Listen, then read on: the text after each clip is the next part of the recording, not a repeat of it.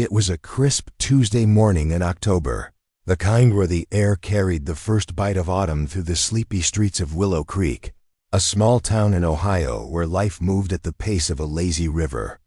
The diner, Mel's Place, sat like a beacon on Main Street, its neon sign flickering faintly against the dawn, drawing in the regulars with the promise of strong coffee and warm pancakes.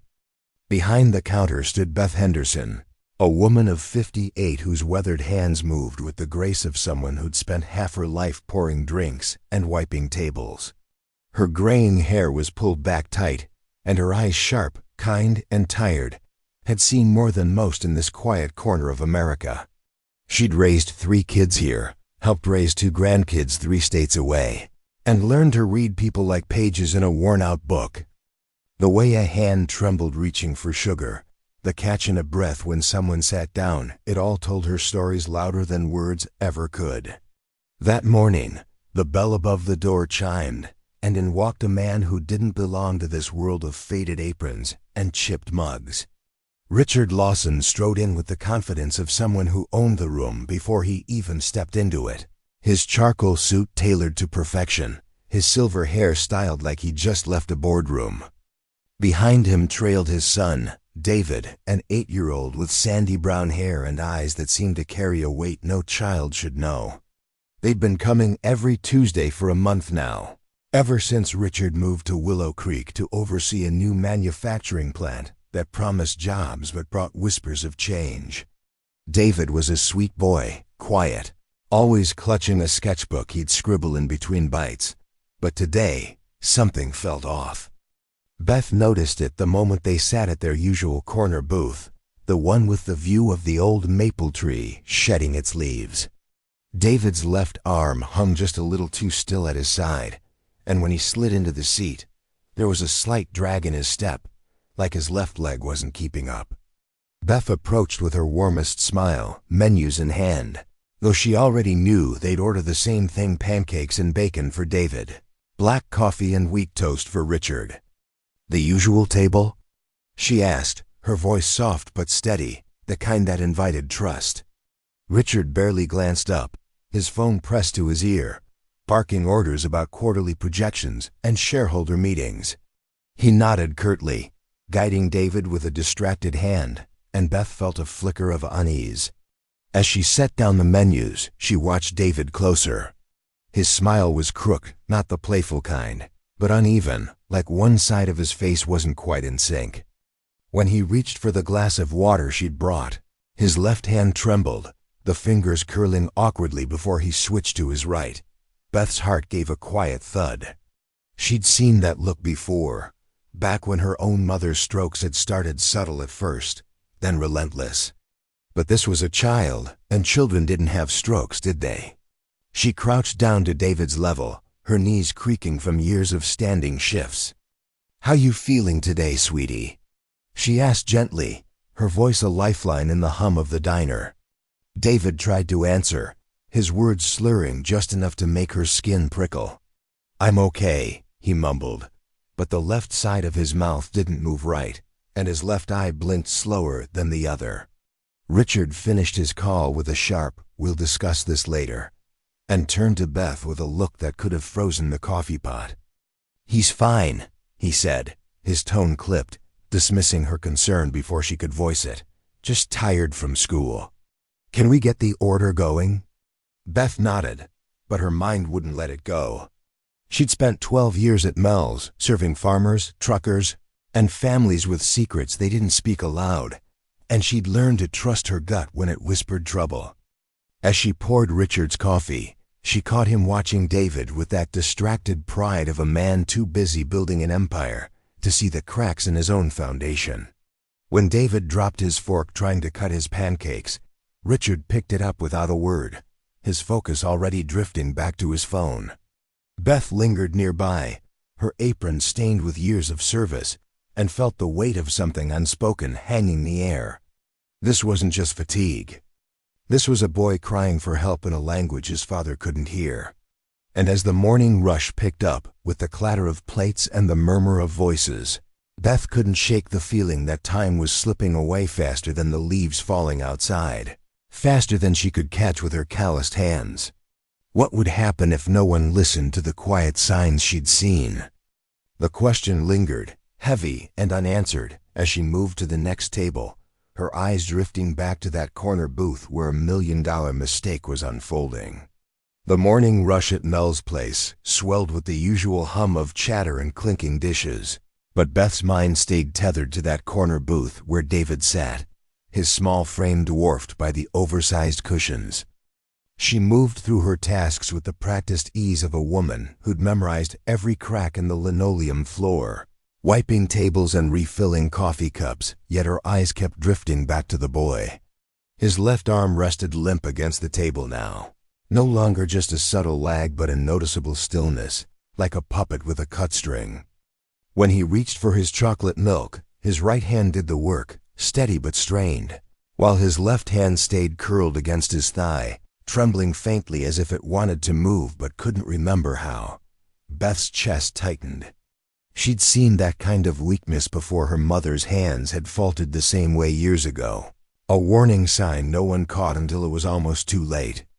Richard, oblivious, scrolled through his phone, his fingers tapping out emails with the same urgency he might use to close a multi-million-dollar deal.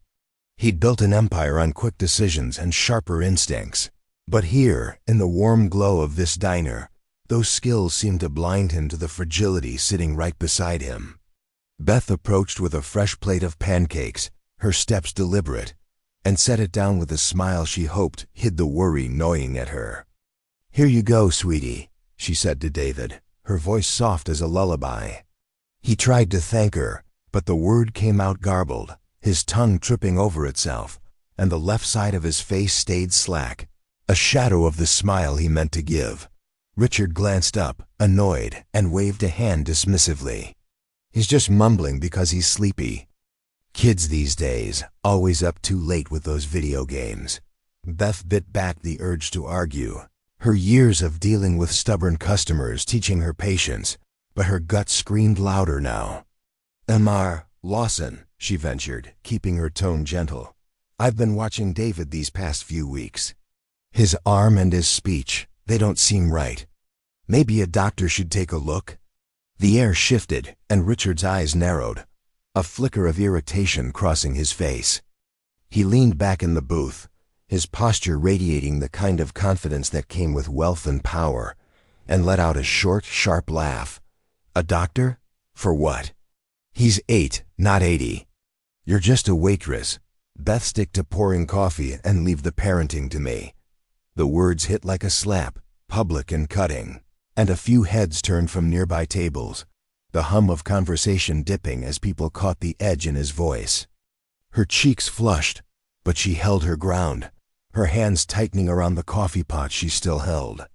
"I'm not trying to overstep," she said, her voice steady despite the sting. "But I've raised kids, and I've seen signs like this before. It's not normal." Richard's laugh grew louder, a sound that echoed off the diner's walls, drawing more eyes. "Signs? What? You think you're a nurse now?"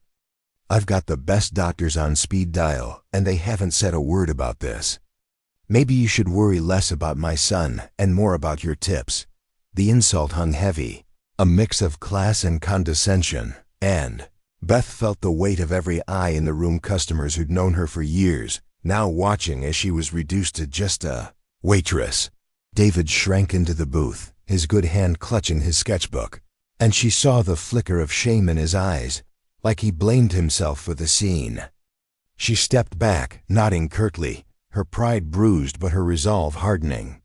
As she moved to the next table, she overheard Richard mutter to David, "Don't mind her, son. Some people think they know everything just because they've got a uniform." The words stung deeper, a public humiliation that made her hands shake as she poured coffee, the dark liquid trembling against the rim of the cup. But beneath the hurt, a quiet anger brewed. She wasn't imagining this. David's condition was worsening, his left leg dragged more when he'd walked in, and his blinks were uneven, one eye lagging behind the other. She'd spent her life noticing the unnoticed, from the farmer hiding a limp to the widow masking her tears, and she wasn't about to let pride or prejudice silence her now. Yet the doubt crept in too. What if she was wrong? What if Richard's wealth and connections meant he'd dismiss her again, louder next time? The morning wore on, and David picked at his pancakes, his left hand now completely still, a lifeless weight against the table. Richard finished his call and leaned over to ruffle David's hair, a gesture meant to be affectionate but felt hollow to Beth's watchful eyes. "Eat up, champ," he said. "We've got a big day ahead." But David's nod was slow, his head tilting slightly to the left, and Beth caught the way his breath hitched, a silent plea she couldn't ignore. The diner emptied out as noon approached, leaving the clatter of dishes and the soft hum of the jukebox, but the tension in that corner booth lingered like a storm cloud. She knew she'd have to try again, risk more humiliation, more scorn, because every instinct she had told her that David's life might depend on it. And as she wiped down a table nearby, her mind raced with what she'd say next, the clock ticking toward a moment she couldn't yet see but felt coming like a freight train in the distance. The following Tuesday rolled around with the same gray dawn creeping over Willow Creek, the maple tree outside Mel's place shedding more leaves like it was counting down the days. Beth stood behind the counter, her hands moving through the routine of stacking napkins and wiping spills. But her heart beat a little faster as the clock ticked toward the hour when Richard and David would walk through that door. She'd replayed last week's encounter in her mind 100 times, the sting of Richard's laugh, the way he'd dismissed her as just a waitress, the fear in David's eyes as the scene unfolded. Part of her wanted to let it go, to chalk it up to a rich man's arrogance and move on, but the image of that limp left arm and the slurred words kept her anchored. She couldn't shake the feeling that something was slipping away, something vital, and she was the only one who saw it. When the bell chimed, there they were, Richard striding in with that same commanding air, his suit a shade darker today, his phone already glued to his ear, and David trailing behind, his steps heavier than before. Beth's breath caught as she watched the boy. His left leg dragged more noticeably now, scuffing the floor with each step, and his left arm hung like dead weight, swaying slightly as he moved. When he slid into the booth, he winced, his face twisting in a way that made her heart lurch. She approached with their usual order, her smile forced but warm, hoping to ease into the conversation. "Morning, you two," she said, setting down the chocolate milk and coffee. "Pancakes coming right up." David tried to nod, but his head tilted to the left. And when he reached for the glass with his right hand, his left stayed curled against his lap, trembling faintly. Richard barely looked up, his voice sharp as he negotiated some deal over the phone. "Yeah, push the deadline to Friday, tell them it's non-negotiable." He waved a hand at Beth, signaling her to hurry, and she felt the familiar prickle of irritation. She waited until he paused, then leaned in slightly, her voice low but firm. Lawson, I hate to bring this up again, but I'm really worried about David. His leg, his arm, they're getting worse. I think he needs a doctor, and soon." The words hung in the air, fragile but insistent, and for a moment, she thought he might listen. But then Richard lowered his phone, his eyes narrowing with a mix of annoyance and disbelief. "Seriously, Beth? We've been through this. He's fine, kids get clumsy. Maybe you should focus on your job instead of playing doctor." The rebuke stung, but this time it came with a twist of the knife. He leaned back, his voice rising just enough to carry to the couple at the next table. "I mean, what do you know?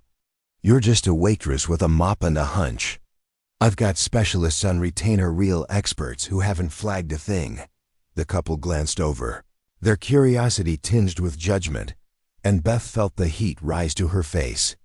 She'd faced rude customers before, but this was different, public, personal, and laced with a condescension that cut deep into her pride. "I'm not trying to overstep," she said, her voice trembling slightly, "but I've seen this before. My mother had strokes, and David's showing the same signs. Please just consider it." Richard's laugh was colder this time, a sound that echoed off the diner's walls and drew more eyes. "Strokes? In an 8-year-old? That's ridiculous." "You're out of your depth, Beth. Maybe if you spent less time meddling and more time cleaning, you'd keep this place up to standard." The words landed like a public execution, and the couple at the next table murmured, their disapproval shifting toward her. David shrank further into the booth, his sketchbook clutched tight, and Beth saw the flicker of shame in his eyes again, like he was apologizing for her humiliation. She stepped back, her hands shaking as she gripped the coffee pot, the weight of every stare pressing down on her. Was she wrong? The doubt crept in, fueled by Richard's certainty and her own lack of credentials, but the sight of David's uneven smile, his left side flat, his right side straining, kept her rooted. She turned away, her mind a storm of frustration and resolve. As she moved to the kitchen, she overheard Richard mutter to David, "Some people think they can tell us what to do. Ignore her, son, she's just jealous of what we have." The comment twisted the knife deeper, a reminder of the gulf between their worlds, and Beth felt a tear prick at the corner of her eye. She blinked it away, focusing on the sizzle of pancakes on the grill, but her thoughts raced. She couldn't let this go, not when David's condition was worsening before her eyes. His left eye blinked slower now, lagging behind the right, and his breathing seemed shallower, a silent distress signal she couldn't unsee. The other waitresses noticed her distraction, offering quiet glances, but none dared intervene. This was her battle, and the stakes felt higher than ever. Back at the booth, David struggled to cut his pancakes, his right hand fumbling while his left stayed useless. Richard picked up the fork without a word, his attention already back on his phone, and Beth watched from a distance, her heart sinking. She'd tried twice now, and each time the wall of arrogance had grown thicker. But as she poured coffee for another table, she caught David's gaze, those old weary eyes meeting hers for a split second, a plea she couldn't ignore. He was hiding something, she was sure of it, and the thought of what that might be, of headaches he hadn't mentioned, of pain he was swallowing, made her stomach churn. The diner quieted as the lunch crowd thinned, leaving the jukebox's soft tune and the ticking clock as her only companions. She knew she'd have to try again, risk more than just her pride, because every instinct told her that David's next visit might be his last chance. And as she wiped a tear from her cheek, the question lingered. What would it take to make a man like Richard listen before it was too late? The next Tuesday dawned with a chill that seeped through the walls of Mel's place, the kind of morning that made the old diner feel smaller, more fragile against the weight of the world outside. Beth stood by the window, her hands wrapped around a mug of lukewarm coffee, her eyes scanning the street for the familiar figures of Richard and David. She'd barely slept, her mind replaying every moment of the past weeks, the insults, the ignored warnings, the way David's condition had worsened with each visit. Her gut churned with a mix of dread and determination, a quiet fire stoked by the memory of her mother's strokes, and the fear that history might repeat itself in that corner booth. When the bell chimed, her heart skipped.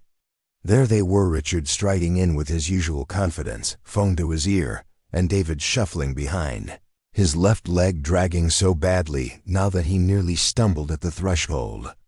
Beth moved quickly, her apron swaying as she guided them to their booth, her smile tight but warm for David's sake. He slid in with a grimace, his left arm now a lifeless weight against the table, and when he tried to lift his head, it tilted sharply to the left, his breathing shallow and uneven. She set down the chocolate milk, her hands trembling as she noticed the sweat beading on his forehead, the way his right eye darted with panic while the left stayed half closed. "Sweetie, are you okay?" she whispered, crouching beside him. David's voice was a faint slur. "My head. It hurts." And before she could respond, his body swayed, his good hand clutching the table as if to anchor himself. Richard snapped his phone shut, his face darkening. "What's this now?" "David, sit up straight," he barked, but the boy's head lolled, and a soft groan escaped his lips. The diner fell silent, the clatter of dishes fading as customers turned to watch. Beth's instincts kicked in, her years of first aid training from her volunteer days flooding back. "Mr. Lawson, he's not okay. He's having a stroke," she said, her voice urgent but controlled. Richard's laugh was sharp, incredulous. "A stroke? That's absurd. He's just being dramatic. Stop coddling him, Beth. You're making a fool of yourself again." The words cut deep, and a few patrons murmured, their eyes judging her as she stood her ground. "I'm not imagining this," she insisted, her voice rising. "Look at him. His face is drooping. He can't move his left side. I've seen this before, and if we don't act, he could die." Richard's face twisted with anger, and he stood, towering over her. "You're fired for this nonsense. How dare you scare my son with your waitress fantasies? Get out of my sight." Tears stung Beth's eyes, but she didn't back down.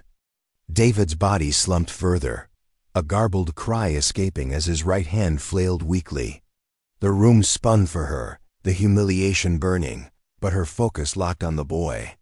Ignoring Richard's outburst, she darted to the counter and dialed 911, her voice steady as she reported the symptoms: weakness, slurred speech, facial droop.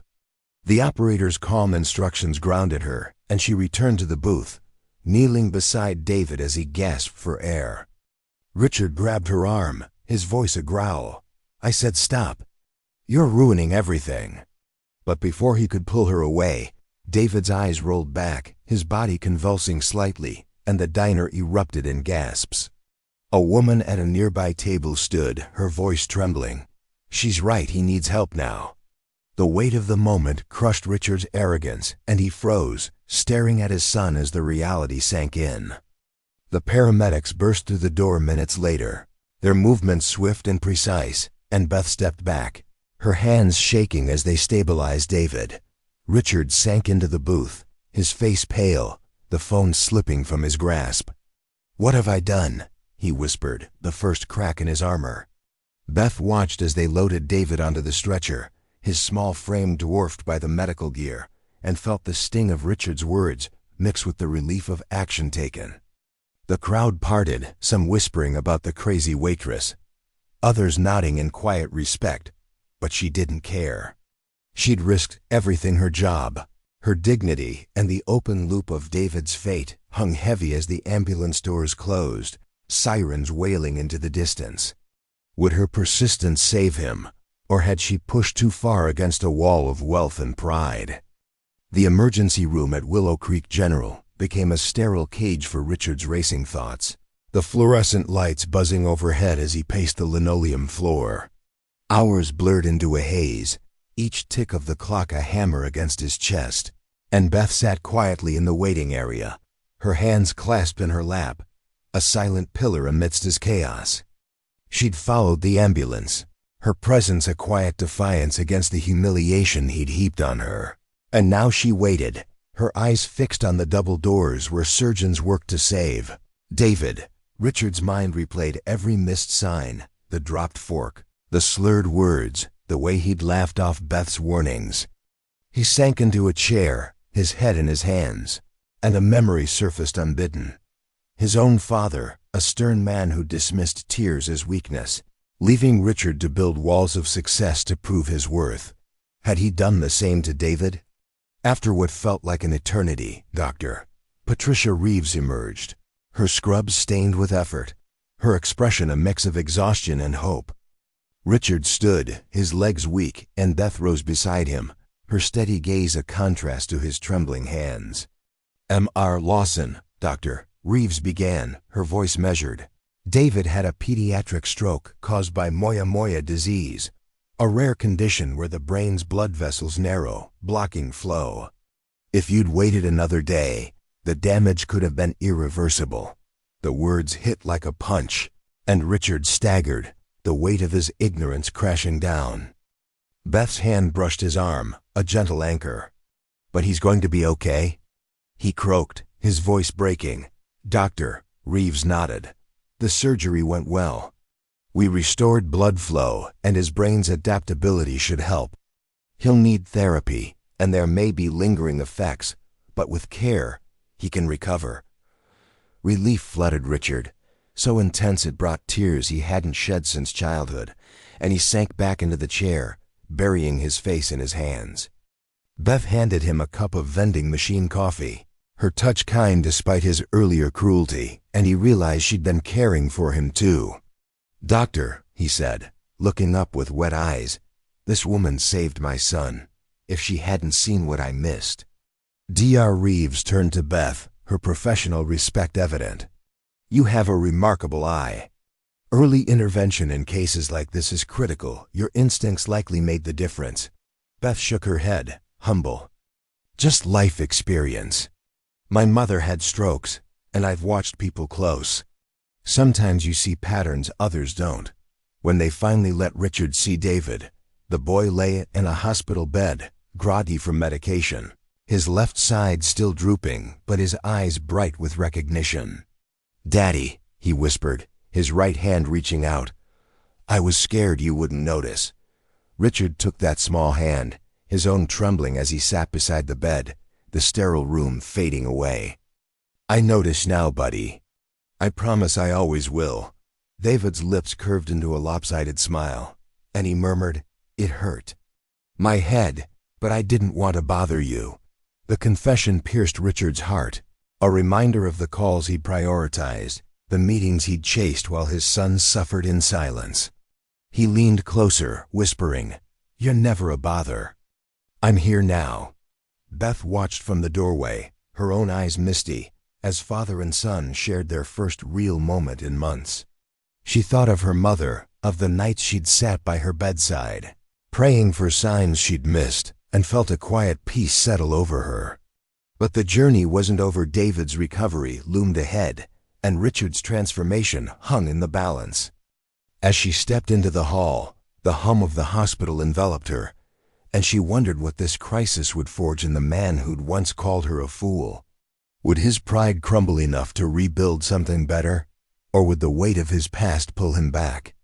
The question lingered, a thread of hope weaving through the uncertainty as the night deepened outside the hospital windows. The dawn light filtered through the blinds of David's hospital room, casting soft stripes across his face as he slept, his breathing steady now after weeks of recovery.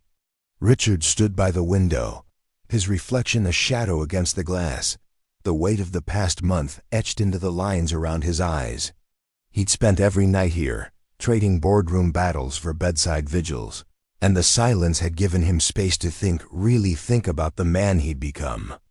Beth's quiet presence had lingered in his mind too, her voice cutting through his arrogance with a truth he couldn't ignore. That morning, as David stirred, Richard turned to find the boy watching him, a faint smile tugging at his still lopsided mouth. "Daddy, are you staying today?" David asked, his voice clearer but soft, and Richard nodded, his throat tight. "Every day, buddy. I'm not going anywhere." Later, when Beth visited with a small bag of drawings David had left at the diner, Richard met her in the hallway, his usual confidence replaced by something raw. "Beth," he began, his voice low, "I owe you an apology. I was wrong, cruel, even. I called you out, humiliated you, and you still saved my son. I don't know how to thank you." She waved a hand, her eyes warm but firm. "No thanks needed, Mr. Lawson. Just be the father David needs. That's enough." But Richard shook his head, determination hardening his gaze. "It's not enough. I've set up a scholarship fund, the Beth Henderson Fund for Pediatric Health Awareness. It'll help kids like David get the care they need, no matter their family's money. It's the least I can do." Beth's breath caught, tears glistening as she squeezed his hand. "That's beautiful," she whispered, and for the first time he saw her not as a waitress, but as a woman who'd carried more strength than he'd ever known. That decision marked a turning point. Richard stepped back from his company's board, delegating the empire he'd built to focus on David's recovery and the fund's launch. He traded suits for jeans, spent afternoons in therapy sessions cheering David's slow progress, and began attending local meetings to raise awareness about pediatric strokes.